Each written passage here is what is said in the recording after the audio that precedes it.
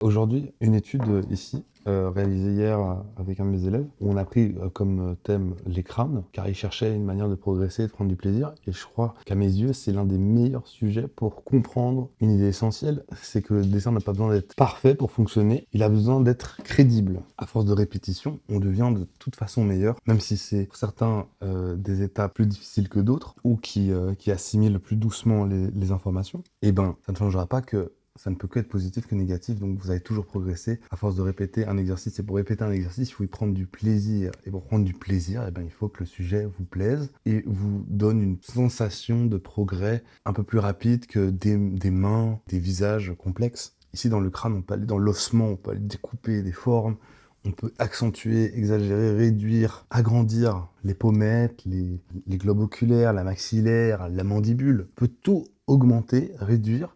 Et ça sera toujours si c'est fait de manière équilibrée et proportionnelle, du coup sans exagérer de trop. Ou si vous exagérez, faites-le vraiment, car ça se voit toujours si vous essayez mais vous n'osez pas.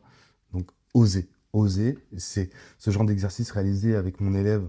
On a exploré le crâne sur plusieurs angles, avec une fois une recherche par la lumière, une fois une recherche par l'ombre, une fois juste rajouter des valeurs simples, le tourner un peu, peut-être arriver des fois à des échecs, mais continuer, et dès qu'on a trouvé une forme qui nous plaît, peut-être l'accentuer, qui n'est pas obligatoire, mais peut-être l'accentuer. Ici, moi, j'ai pris du plaisir à faire ce visage un peu zombie, etc. Ben voilà, ce zombie m'a donné envie de continuer, de trouver des textures, des valeurs, et d'y mettre même un petit coup de pinceau. Le crâne est un super outil pour s'exprimer, prendre du plaisir. Tu peux évidemment avoir une mentalité qui te pousse au tryhard et alors à le faire, mais en général, ce qu'on ne dit pas avec le thème du tryhard, du coup, de l'effort dans la douleur et du coup de la discipline, de jamais s'arrêter, ben, ça crée quand même des troubles après qui peuvent nuire à certaines personnes car on dépasse ses limites. Je crois que j'en fais partie,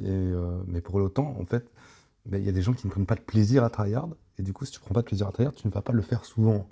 Donc, c'est tout comme le dessin, il faut prendre du plaisir dans ce que tu dessines pour évoluer.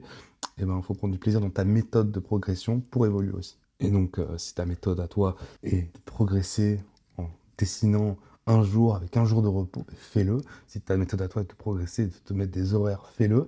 Mais en fait, il faut trouver la sienne. Il n'y en a pas une bonne, il y en a plein. Et voilà. Moi, j'en propose aucune d'ailleurs. Je propose juste à trouver celle qui est bonne pour chacun.